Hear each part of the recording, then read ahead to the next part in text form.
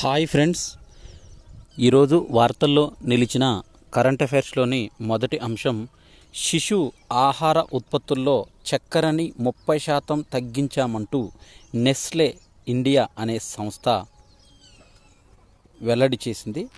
భారత్లో శిశువుల కోసం తయారు చేస్తున్న ఆహార ఉత్పత్తుల్లో చక్కెర శాతాన్ని గత 5 ఏళ్లలో 30% పైగా తగ్గించామని నెస్లే ఇండియా పేర్కొన్నది. అభివృద్ధి చెందిన దేశాలతో పోలిస్తే వర్ధమాన దేశాల్లో తయారు చేస్తున్న ఉత్పత్తుల్లో ఎక్కువగా చక్కెర ఉపయోగిస్తుందని ఈ సంస్థ పైన ఆరోపణలు రావడంతో తాజాగా దానికి సంబంధించిన వివరణ ఇచ్చింది. అయితే ఐరోపా దేశాలతో పోలిస్తే భారత్ సహా దక్షిణాసియా దేశాలు అయిన ఆఫ్రికా, లాటిన్ అమెరికా దేశాల్లో నెస్లే విక్రయిస్తున్న బేబీ ప్రొడక్ట్స్లో చక్కెర శాతం అనేది అధికంగా ఉంటుందని స్విట్జర్లాండ్కు చెందిన స్వచ్ఛంద సంస్థ అయిన public I and international baby food action network IBFAN అనేది ఆరోపించింది. అయితే దీనికి సంబంధించి వేర్వేరు దేశాల్లో నెస్లే విక్రయిస్తున్న 150 వరకు బేబీ ఉత్పత్తులను పరిశీలించినట్టు ఈ సంస్థ తెలిపింది.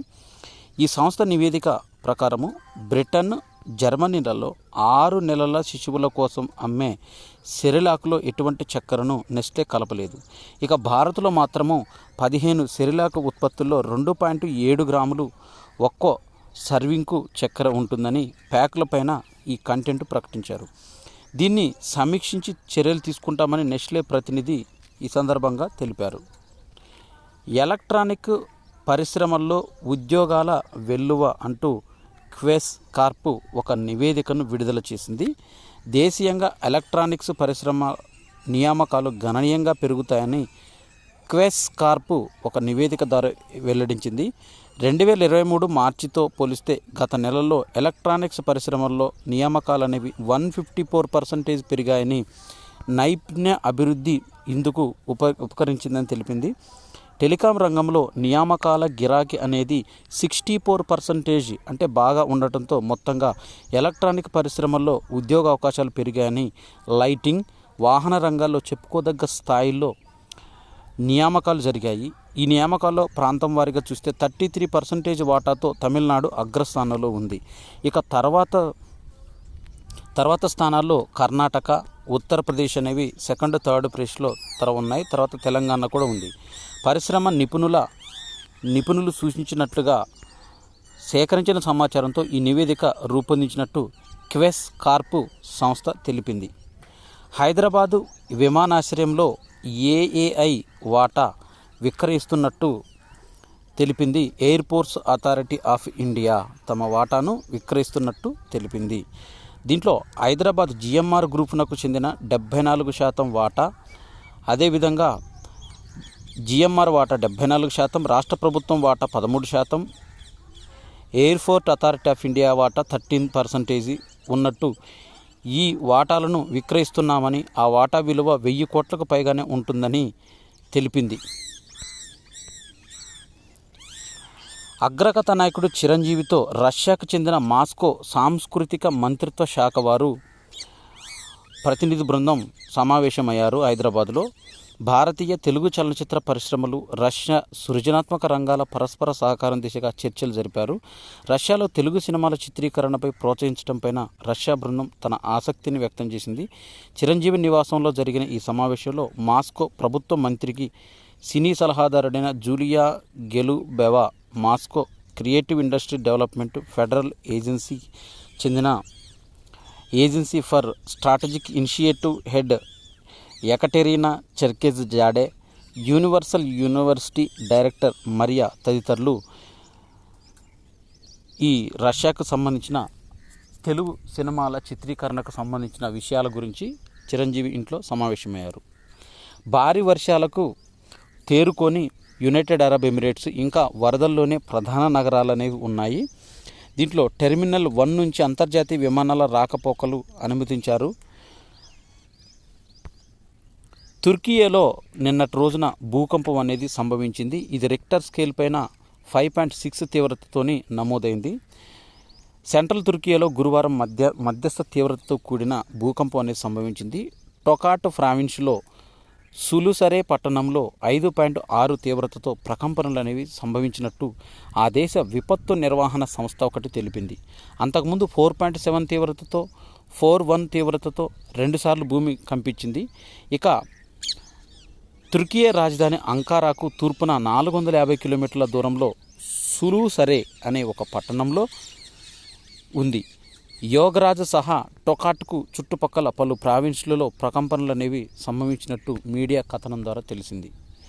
ఐక్యరాజ్య సమితిలో సంస్కరణలకు అమెరికా మద్దతు ఇస్తుందని తెలిపింది. దీంట్లో భద్రతా మండలి భారత్కు శాశ్వత సభ్యత్వం ఉండాలన్న ఎలాన్ మస్క్ ప్రతిపాదనలపైన అగ్రరాజ్యం అనేది వెల్లడించింది.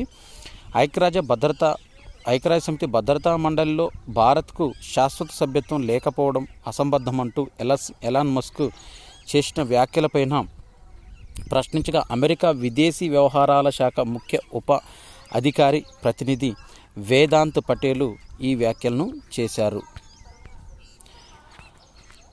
నడుం నొప్పి, కుంగుబాటు అనేది తలనొప్పి, అనారోగ్యానికి ప్రధాన కారణాలను వివరించింది ప్రముఖ వైద్య పత్రిక ద లాన్సెట్. దీంట్లో ప్రచురితమయ్యాయి.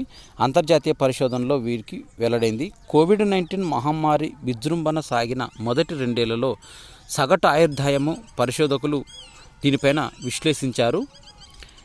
దీనికి సంబంధించి అంతర్జాతీయ అనారోగ్యానికి ప్రధాన కారణము నడుం నొప్పి, దాన్ని ఎదుర్కోవడానికి ప్రస్తుతం ఉన్న చికిత్సలు సరిగా ఫలితాన్ని ఇవ్వలేకపోతున్నాయని పరిశోధనకు నాయకత్వం వహించిన డెమినియన్ శాంటోమారో తెలిపారు.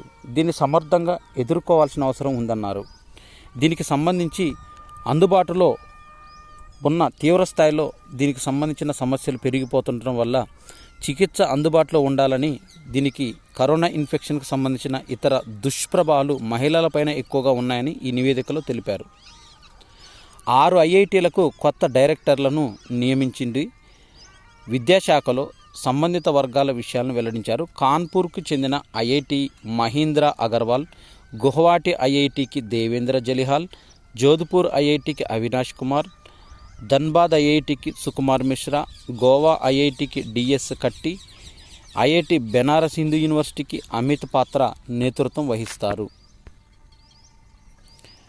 గాజాలో ఖాన్ యూసిస్ ఇజ్రాయెల్ దాడి కారణంగా మృతి చెందిన తన 5 ఏళ్ల మేనకోడల్ని మృతదేహంతో దీనంగా కూర్చున్న ఓ మహిళా చిత్రం ఇది. దీన్ని రాయిటర్ వార్తా సంస్థకు చెందిన ఫోటోగ్రాఫర్ మహమ్మద్ సలీం తన కెమెరాలో గత ఏడాది అక్టోబర్లో బంధించాడు. ఈ హృదయ విదారక చిత్రము world press photo award of the ఇయర్గా ఎంపిక అయ్యింది. ఈ ఫోటోను తీసిన వారు మహమ్మద్ సలీం.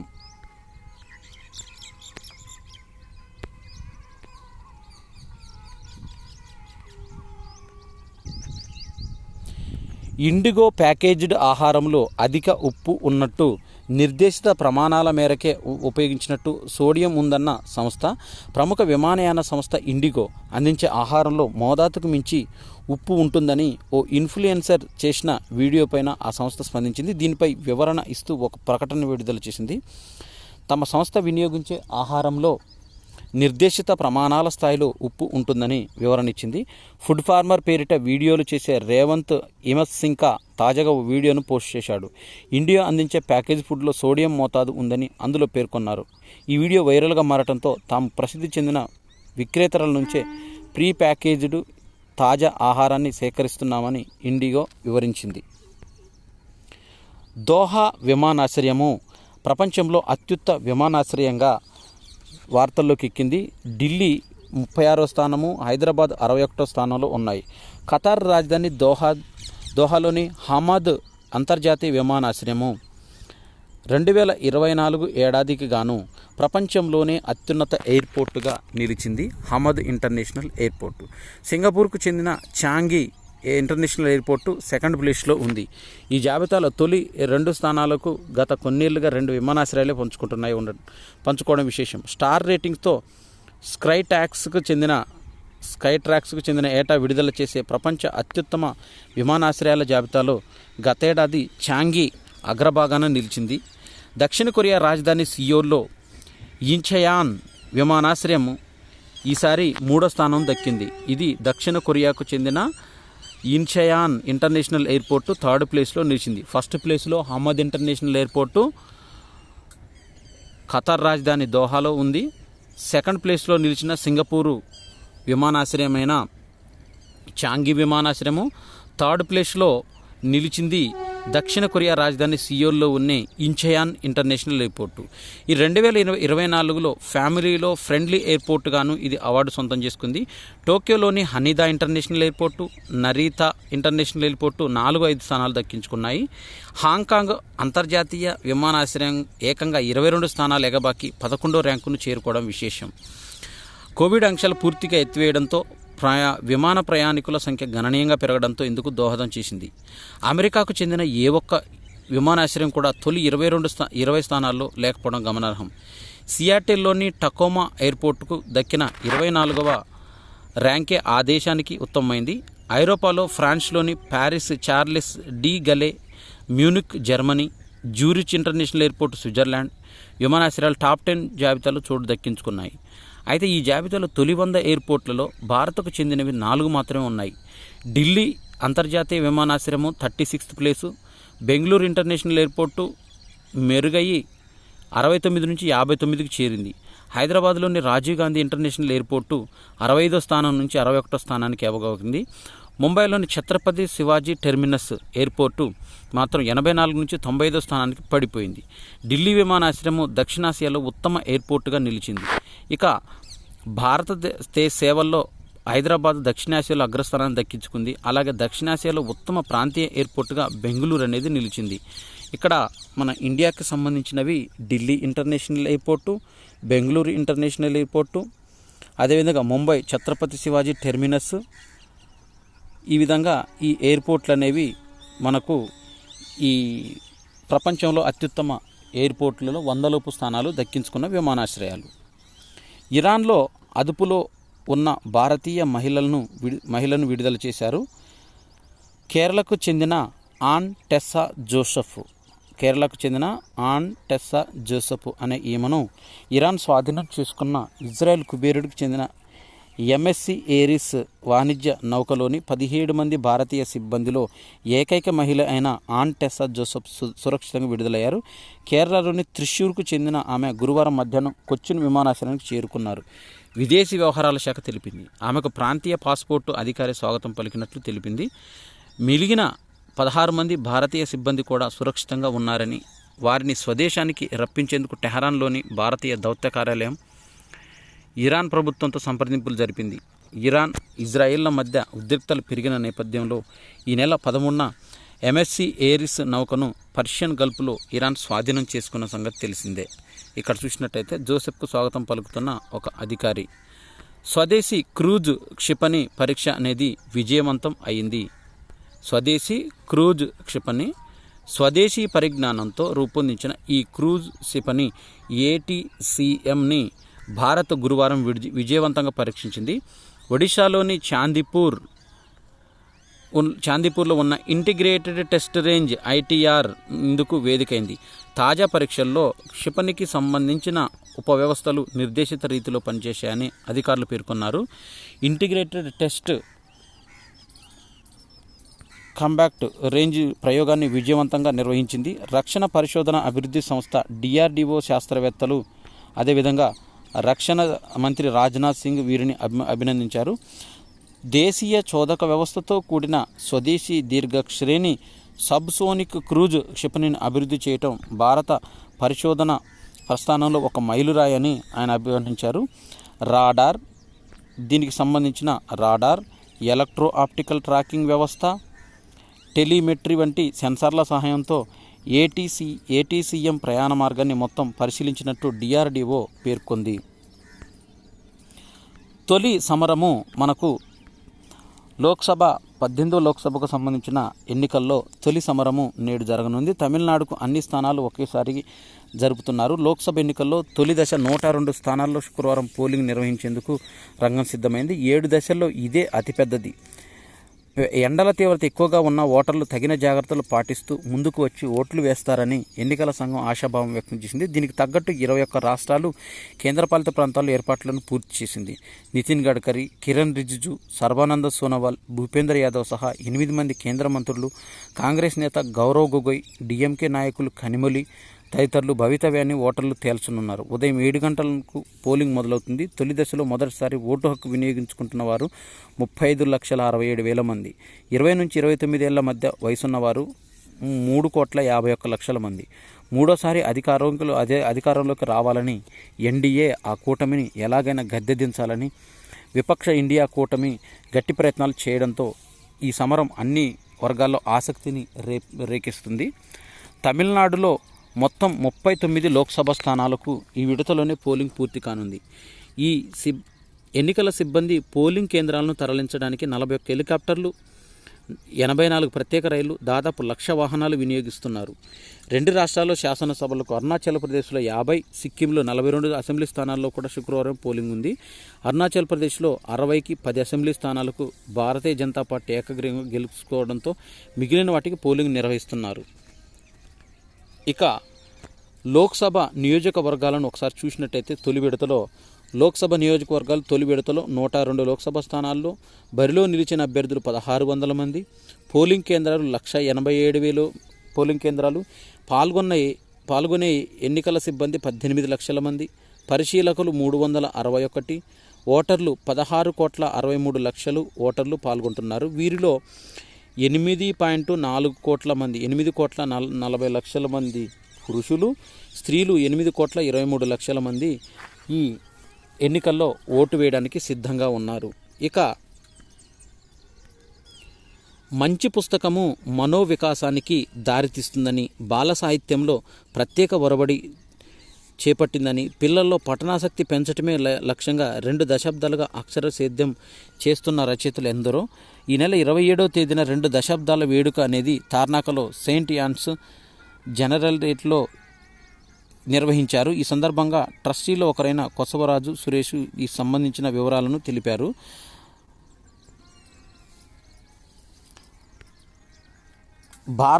ప్రపంచవ్యాప్తంగా టైమ్ మ్యాగజైన్ 100 మంది ప్రభావితం జాబితాల్లో మన భారతదేశానికి సంబంధించి అలియా భట్, సాక్షి మాలిక్, ప్రియాంక వద నటరాజన్, ఆస్మా ఖాను వీరు 4 అత్యంత ప్రభావశీల వ్యక్తుల్లో చోటు సంపాదించుకున్నారు. వరికి పెద్దపీట వేశారు. ఈసారి 65 లక్షల ఎకరాల్లో సాగయ్యే అవకాశం తెలంగాణలో. పత్తి 60 లక్షల ఎకరాల్లో సాగు చేయడానికి సన్నాహాలు చేస్తున్నారు. వ్యవసాయ శాఖ వానాకాలం కార్యాచరణ ప్రణాళికలను విడుదల చేసింది. గత వానాకాలంలో సీజన్లో వరి 64 లక్షల ఎకరాల్లో, పత్తి 44.7 లక్షల ఎకరాల్లో సాగైంది. చమరి 195 స్కోర్ చేసి నాటౌట్గా నిలిచాడు. లంక రికార్డును ఛేదించాడు. మహిళల క్రికెట్లో శ్రీలంక నయా రికార్డును సృష్టించింది. చమరి ఆటపట్టు 195 నాటౌట్గా నిలిచింది. 139 బంతుల్లో 26 ఫోర్లు, 5 సిక్స్లు భారీ శతకంతో అదరగొట్టడంతో దక్షిణాఫ్రికా మ్యాచ్లో 302 పరుగుల లక్ష్యాన్ని ఛేదించింది. వన్డేల్లో ఇదే అతిపెద్ద ఛేదన. ఒక దశల్లో 126 4 వికెట్లతో ఇబ్బంది పడిన లంక ఆటపట్టు మెరుపిన్నింగ్స్లో అలవోకగా లక్ష్యాన్ని అందుకుంది. 44.3 ఓవర్లలో 4 వికెట్లు కోల్పోయిన విజయం సొంతం చేసుకున్న 3 వన్డేల సిరీస్లో 1-1తో ముగించింది. నిలాక్షిక సిల్వా 50 నాటౌట్గా రాణించింది. మొదటి సఫారీ జట్టు 50 ఓవర్లలో 301 5 వికెట్లతో స్కోర్ చేసింది. లారా వాల్వార్ట్ 184 నాటౌట్, 147 బంతుల్లో 23 ఫోర్లు, 4 సిక్స్లు కూడా భారీ శతకం చేసింది.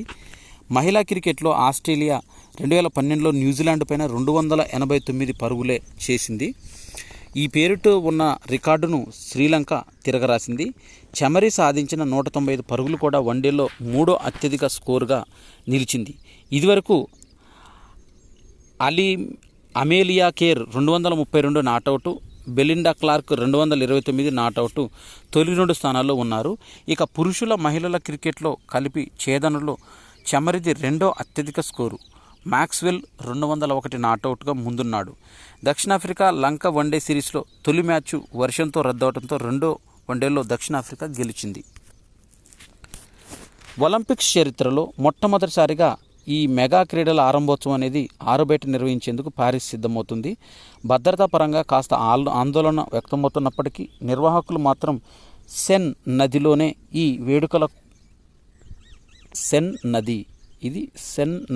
వేడుకలు కసరత్తు చేస్తున్నారు. జూలై 26న సెన్ నదిలో 4 గంటల పాటు ఈ ప్రారంభోత్సవ వేడుకలు జరగనున్నాయి. 205 దేశాలకు చెందిన అథ్లెట్ల బృందాలు 80 పడవలపై పరేడ్ నిర్వహిస్తాయి. 6 కిలోమీటర్ల పాటు ఈ పరేడ్ జరుగుతుంది. దీని తర్వాత కళాకారులు ప్రదర్శనలు ఉంటాయి. మధ్యాహ్నం 3 గంటల 45 నిమిషాలకు మొదలయ్యే ఈ కార్యక్రమం రాత్రి 11 గంటల 15 నిమిషాలకు ముగుస్తుంది. 10,500 మంది అథ్లెట్లు పడవల్లో నుంచి బయటకు వచ్చి తర్వాత ఈ వేడుకలో చివరి అంకానికి ఈఫిల్ టవర్కు ఎదురుగా ఉన్న ట్రాకాడెరో ప్లాజా వేదిక కానుంది. క్యాండిడేట్ చెస్ టోర్నీ అనేది జరుగుతూ ఉంది. ఇప్పుడు దీంట్లో టాప్ సీడ్ కరువానా అమెరికాతో 11వ రౌండ్ గేమ్లో గుకేష్ డ్రాగా ముగించాడు. కానీ రెండో స్థానానికి పడిపోయాడు. మరో 2 భారత ఆటగాళ్లు ప్రజ్ఞానంద, విదిత్ గుజరాతీ తమ గేముల్లో పరాజయం పాలయ్యారు. నకమురా అమెరికా చేతిలో ప్రజ్ఞానంద, నెమ్నిపోషియా రష్యా చేతిలో విదిత్ ఓడిపోయారు. ప్యారిస్ ఒలింపిక్స్ కోటా స్థానాల వేటకు నేటి నుంచి ఆసియా ఒలింపిక్స్ క్వాలిఫైయర్ మ్యాచ్ అనేది జరుగుతుంది.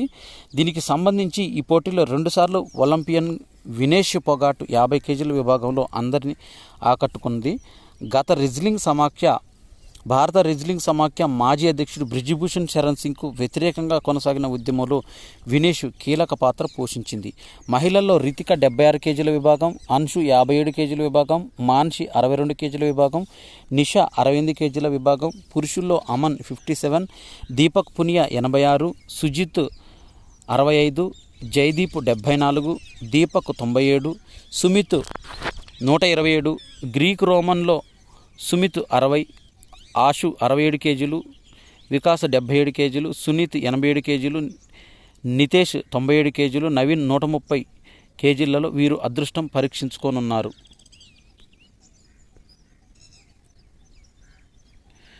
Hyderabadi shooter Esha Singh Paris Olympics ticket కోసం ఆమె పోటీకి సిద్ధమైంది. శుక్రవారం కర్నీ సింగ్ రేంజ్లో ఆరంభమయ్యే సెలక్షన్ ట్రయల్స్లో మహిళల 25 మీటర్ల పిస్టల్ విభాగంలో ఈషా బరిలో దిగింది. టాప్ షూటర్ మను బకర్ నుంచి ఆమెకు సవాల్ ఎదుర్కానుంది. వీరితో పాటు రిధమ్ సాంగ్వాన్, అబింద్యా అశోక్, సిమ్రాన్ ప్రీత్ కౌర్ ఈ విభాగంలో పోటీ పడనున్నారు. పురుషుల 25 మీటర్ల విభాగంలో ఫైర్ విభాగంలో అనిష్ బన్వాలా, విజయ్ వీర్ సిద్ధు తలపడనున్నారు. ఇవి ఏప్రిల్ 19, 2024కు సంబంధించిన కరెంట్ అఫైర్స్. ఈ వీడియో నచ్చినట్టయితే లైక్ చేయండి, షేర్ చేయండి, కామెంట్ చేయండి. నా ఛానల్ సబ్స్క్రైబ్ చేసుకోవడం ద్వారా నేను చేసే వీడియోస్ అన్నీ మీకు నోటిఫికేషన్ రూపంలో వెలువడతాయి. Thanks for watching.